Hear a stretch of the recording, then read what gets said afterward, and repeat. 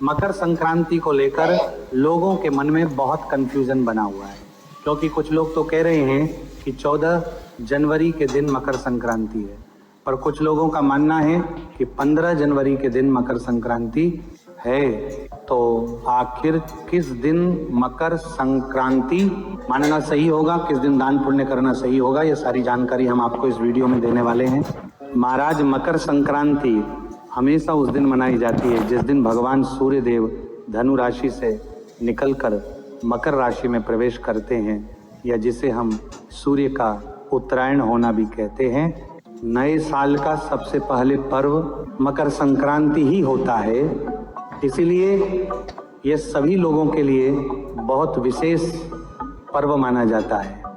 महाराज, इसी के साथ में आप लोगों के मन में कंफ्यूजन बना हुआ है कि मकर संक्रांति किस दिन मनानी चाहिए, तो आप लोगों को इस बार मकर संक्रांति 14 जनवरी 2026 बुधवार के दिन बनानी चाहिए, क्योंकि इसी दिन सूर्य का गोचर मकर राशि में हो रहा है, क्योंकि इस दिन सूर्य का उत्तरायण दोपहर में 3:13 पर हो रहा है। इसी वजह से 14 जनवरी के दिन ही मकर संक्रांति का स्नान और दान किया जाएगा। महाराज, इस दिन सभी लोगों को सुबह किसी पवित्र नदी में जाकर स्नान जरूर करना चाहिए। अगर हो सके तो प्रयागराज में त्रिवेणी संगम में जाकर स्नान करना चाहिए।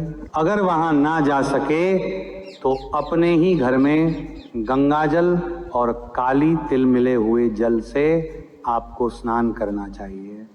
फिर इसके बाद सूर्य देव को आपको जल जरूर चढ़ाना चाहिए।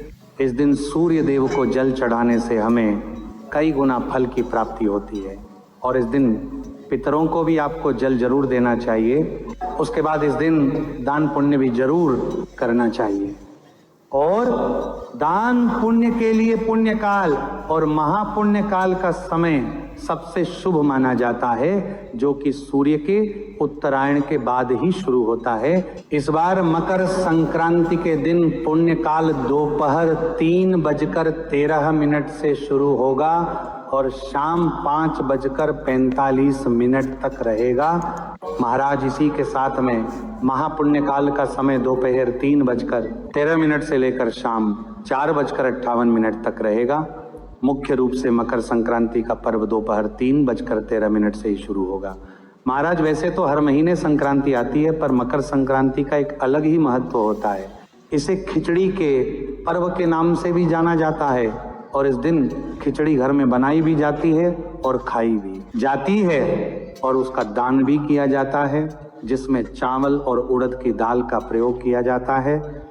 लेकिन इस बार मकर संक्रांति के दिन ही एकादशी होने के कारण इस दिन आप खिचड़ी नहीं बना सकते हैं, क्योंकि एकादशी के दिन चावल घर में बनाना और खाना वर्जित माना गया है। पर मकर संक्रांति होने के कारण आप एकादशी होने के बावजूद भी कच्चे चावल और कच्ची उड़द की दाल का दान कर सकते हैं। महाराज, इसी के साथ में मकर संक्रांति के दिन काली तिल और गुड़ से बने हुए लड्डू का इस दिन भगवान को भोग लगाकर आप खुद भी इसे ग्रहण करें, और इस दिन चावल दान ना कर पाए तो इस दिन आप काली तिल का दान जरूर करें, क्योंकि मकर संक्रांति के दिन तिल का दान भी महादान ही माना जाता है।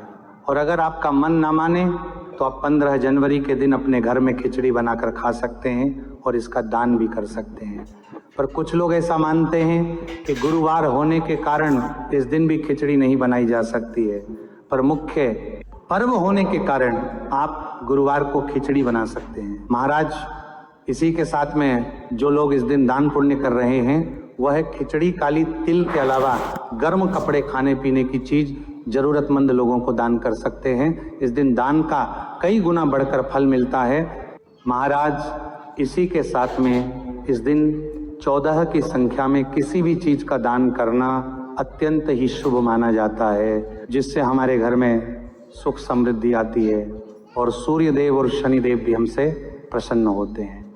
यह पर मकर संक्रांति भगवान सूर्य नारायण से जुड़ा हुआ होता है, इसलिए अगर हो सके तो इस दिन तांबे से बने हुए चीजों का दान करना शुभ माना जाता है।